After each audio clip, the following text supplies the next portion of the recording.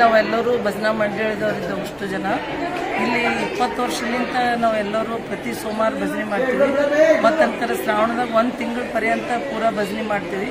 ಮತ್ತು ಶಿವರಾತ್ರಿಗೆ ಒಂದು 5 ದಿವಸ ಮುಂಚಿತವಾಗಿ ಮತ್ತು ಶಿವಸಹಸ್ರನಾಮ ಶಿವತಾಂಡವ ಸ್ತೋತ್ರ ಓಂ ನಮಃ ಶಿವಾಯ ಮಂತ್ರ ಜಪಿಸಿ 5 ದಿವಸ ಆದ್ಮೇಲೆ ಈ ಶಿವರಾತ್ರಿ ಪ್ರೋಗ್ರಾಮ್ ಮಾಡ್ತೀವಿ.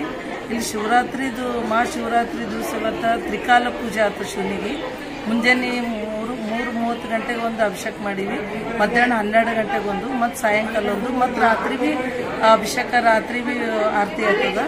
ಇಲ್ಲಿ ಎಲ್ಲರೂ ದೀಪೋತ್ಸವ ಆಗ್ತದ.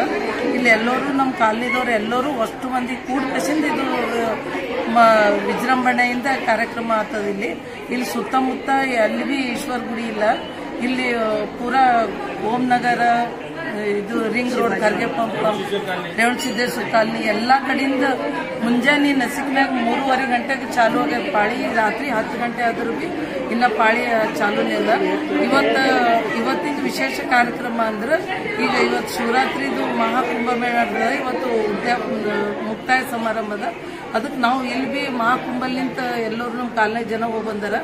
ಎಲ್ಲರೂ ಮಹಾಕುಂಭಲಿಂತ ನೀರು ತಂದೀವಿ ಅನ್ಕರೆ ಎಲ್ಲರೂ ಸ್ವಲ್ಪ ನಮ್ಗೆ ನೀರು ಹಾಕಿಸಿ ಕಲಿತೆ ಮಾಡಿದ್ದೇವೆ. ಗಂಡಸು ಮಕ್ಕಳು ಹೆಣ್ಮಕ್ಳು ಕಾಲನಿದು ಹಿರಿಯರು ಎಲ್ಲರೂ ನಮ್ಗೆ ಸಪೋರ್ಟ್ ಮಾಡ್ತಾರೆ. ಇದಕ್ಕೆ ಹೆಣ್ಮಕ್ಳಿಗೆ ಇದು ಭಾಳ ವಿಜೃಂಭಣೆಯಿಂದ ನಡೀತದೆ.